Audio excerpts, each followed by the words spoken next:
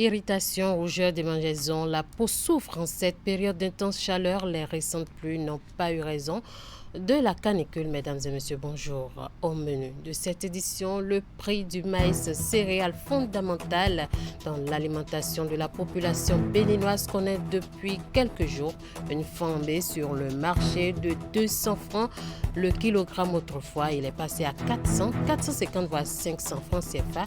Une situation qui n'est pas sans incidence sur les consommateurs et les vendeurs. Suivez dans ce journal le constat fait par la rédaction de Canal 3.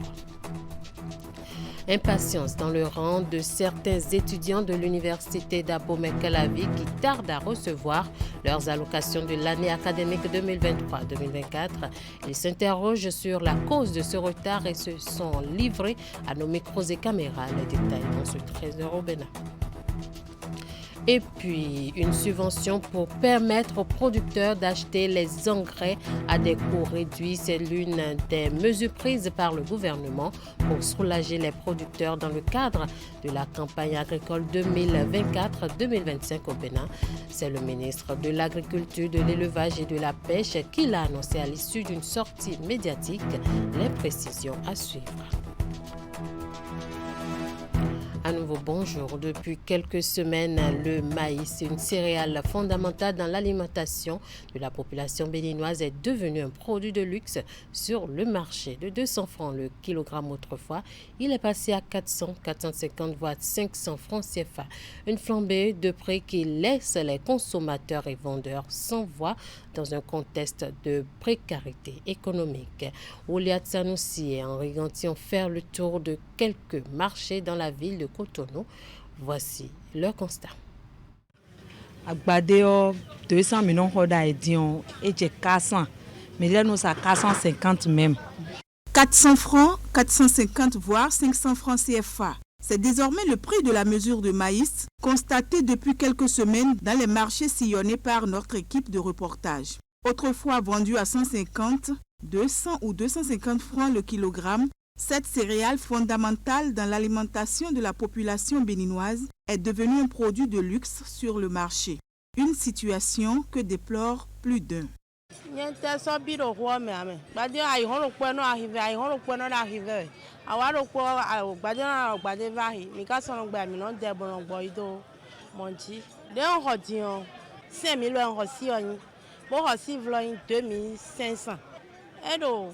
Edo 410 000 donné. Gbado ka okpon ko hodina vile na dunu gbon.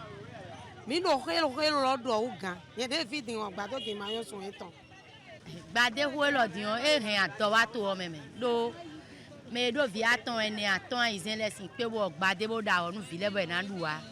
Mi do obligé dion mi gbon ho agbeli. Kilo vo sadi. E lombo tombo do ki ho mo a do vari do nu ko etan me. E no do ho kwa vi po me ya ho 10 dion. Et là, vous savez que si vous avez trois des bounadido, et ça nous sommes dit Le sac de maïs vendu auparavant à 20 000 francs CFA a connu une hausse vertigineuse, passant de 40 000 francs à 45 000 francs CFA, voire plus. Une situation que les vendeuses ont cherché à comprendre. Oui, le médium, nous m'y regardons wa fio, tu m'y allais les carbonales les rodons, paysans les non quoi de dit. Wadion mi wa kambia de me jele negbon badia do kwa verse moaji. Mi ka pon me no do 100 do magasin, 200 do magasin, 500 do magasin le. Tel que me no do 500 di wa pon magasin ton 50 de na do fini. Me no do 120 we. Bon mi wa kambia de negbon yi moaji, e wa do gre ko lo me ton kun na o. E we zombo. E nourriture de support be wa vaki. Sin peviche me wa chote we. Boy timide me bonde me o mi sa mon koton pon wa egbe hon gbe ti won gbade o zun ko kede no na zati ro po na elifo e no le be zun ko do dona ba wa ta gbade o de no protection no ko de mi yaya bo gale va hi kaka fide bo ayo kwero po we mi de le gon di on ka sa mi gbo no sa yin to nglo yin me detail no le gon i do le no sa yin 500 we bo me bi no do ale na we gbe mi ka so comprend ho de boa 52 000. Eh ben ça garde le don. Fille a donné oh. Il a sous chakiropo. Mais donne à iponko. Mon yone. Baka hati. Mais nato. Mon ala ko aboju. Non le bien mina ho. Le maïs entre dans la préparation de la boisson locale communément appelée tchakpalo et de l'akassa connue sous le nom de lio. Les difficultés ne sont pas des moindres chez ces vendeuses également.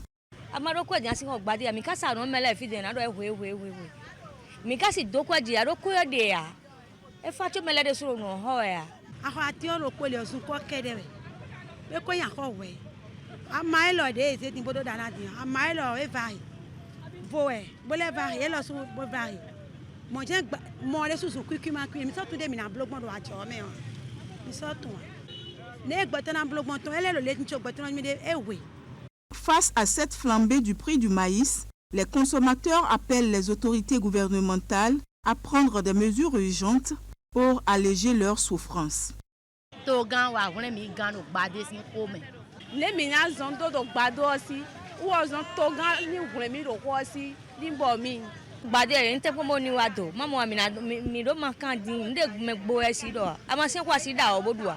il y a quelqu'un qui me et chikonou me agbon pe me so pe wa mi so do autrement ti de ya autorité la ni aider mi pour nous je pe de yo me eni o ina ponte parce que lo ya ogbelede pe de yo me je we na aider mi pour nous je na jadion e de so na pon ne na blogbon bo ndudu na po bo to vile na simon bonadu.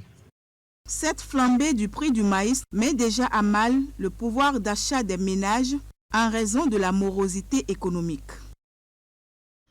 Au sujet de la campagne agricole 2024-2025 au Bénin, le ministre de l'Agriculture, de l'Élevage et de la Pêche s'est prononcé sur les nouvelles mesures prises par le gouvernement pour soulager les producteurs. Les dites mesures concernent spécifiquement l'accès aux différents engrais. Le gouvernement apporte en effet une subvention pour permettre aux producteurs d'acheter ces engrais à des coûts réduits. Suivons ensemble les explications du ministre Gaston Dossoui.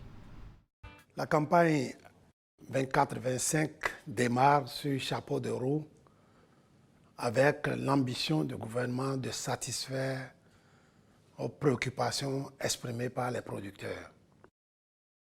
Qu'ils vous souviennent que la campagne passée, lorsque le NPK n'était pas disponible, ça a fait l'objet de revendications fortes.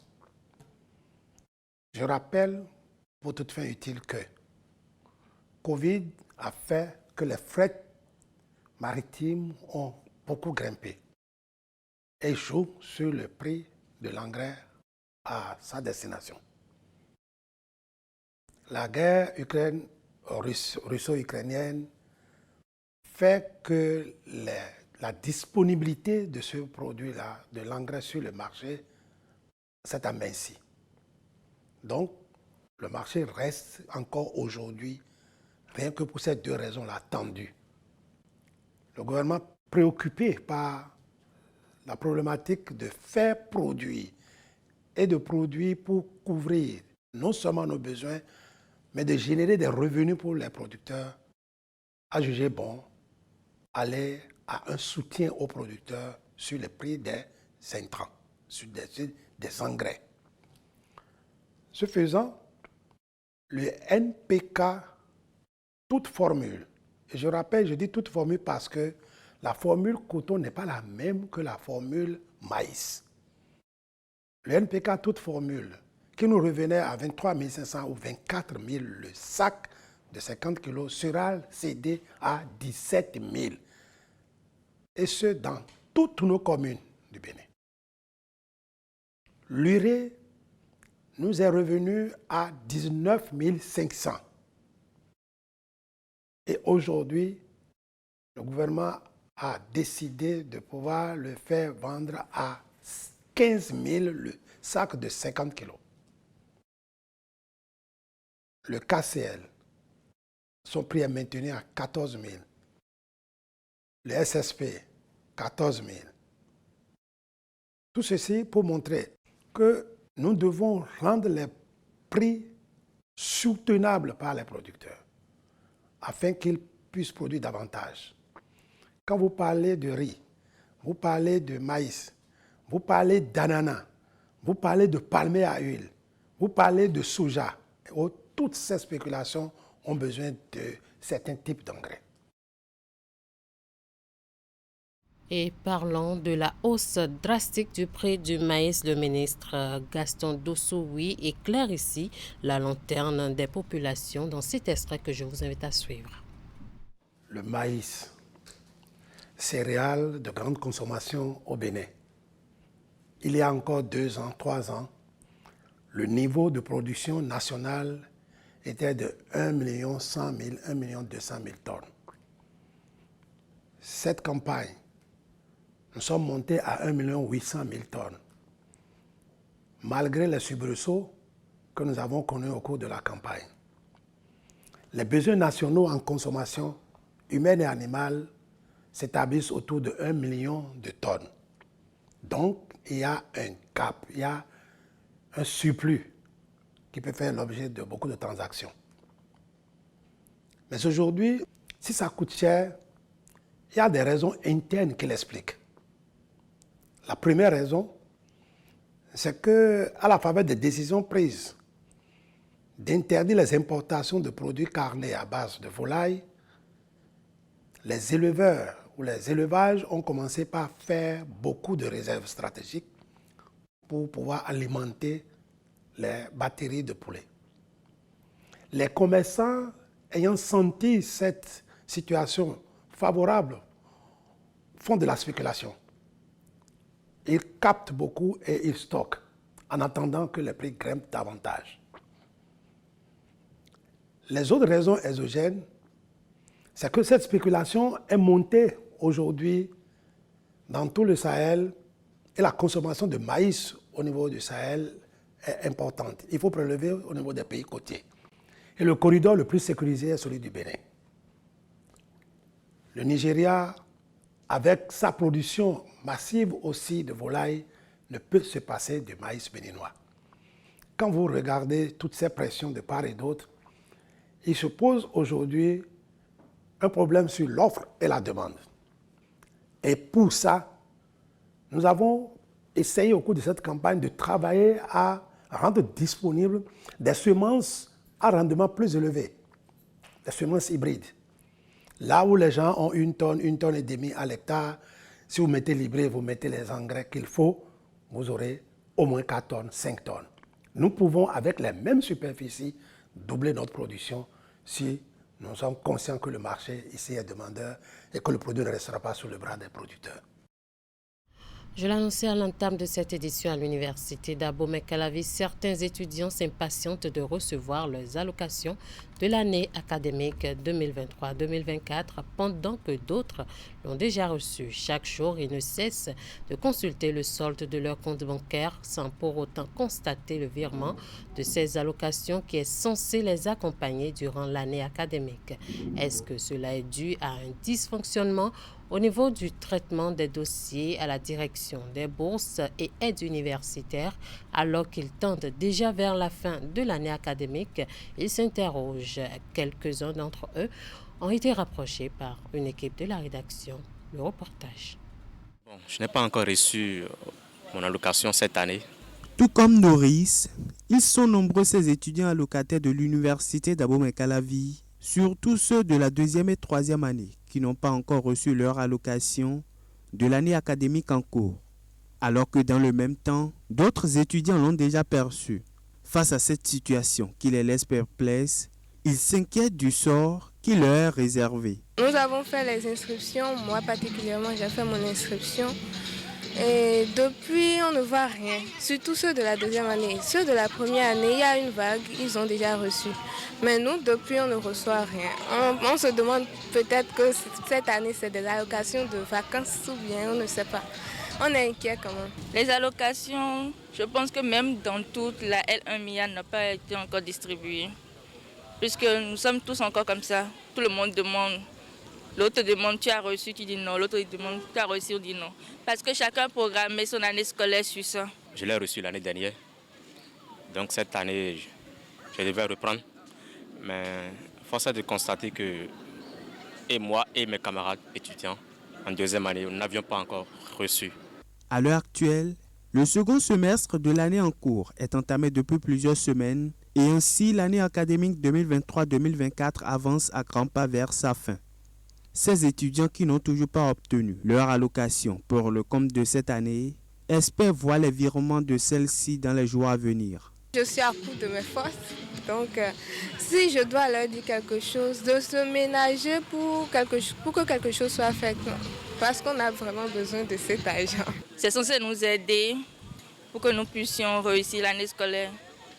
Par exemple, moi, je quitte jusqu'à Bazounkpa pour venir ici. Donc, le trajet, manger, tout ça. S'il y avait ça, peut-être que je pourrais investir dans quelque chose et dire que bon, ça va me rapporter peut-être. Ou bien carrément essayer d'utiliser un peu pour acheter les polycopes, tout et tout ça.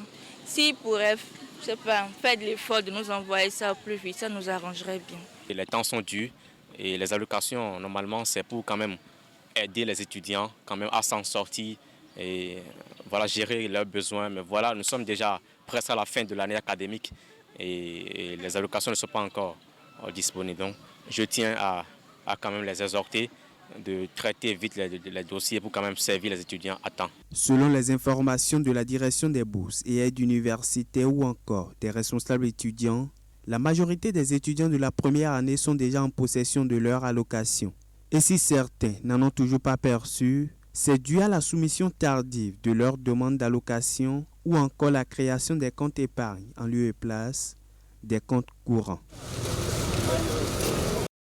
Dans la suite de cette édition et suite à une publication intensément relayée sur les réseaux sociaux où une déclaration aurait été faite par Joseph Djokbenou, estimant qu'il sera candidat même sous le crépitement des armes, le président du parti Union progressiste Le Renouveau a rompu le silence dans l'après-midi de ce mercredi 17 avril. Joseph Djokbenou a démenti ses propos et précisé que les auteurs et co-auteurs feront objet d'une poursuite judiciaire. Il a ensuite appelé les membres du parti Union progressiste Le Renouveau à la sérénité. Suivons un extrait de ses propos.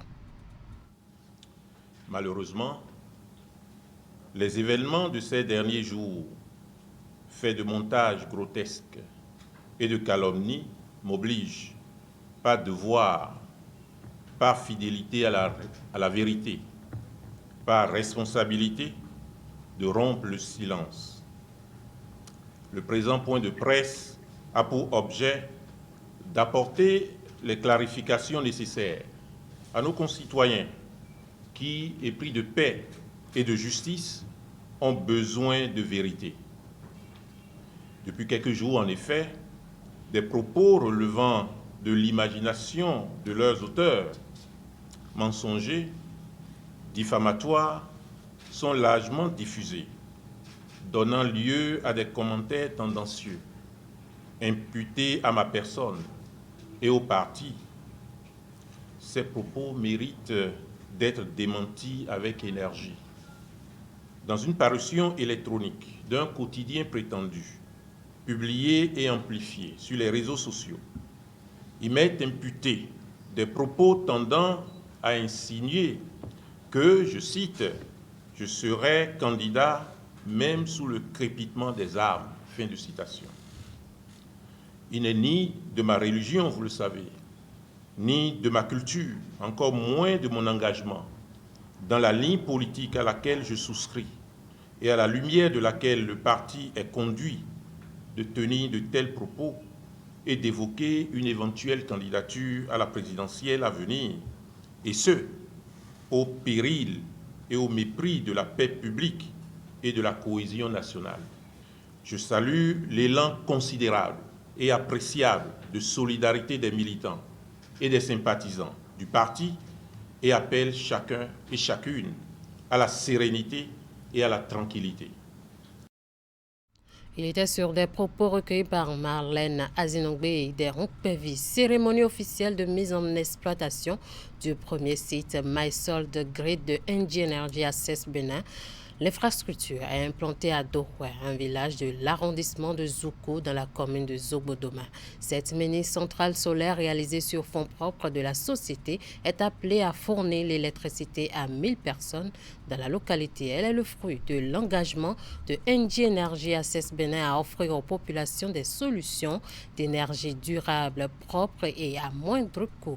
Plus de précisions dans ce reportage de Imet Elena Moussou. premier site MySol Grid de NG Energy Access Bénin, la mini-centrale solaire de Doroué est enfin fonctionnelle. L'infrastructure est réalisée sur fonds propres de la société.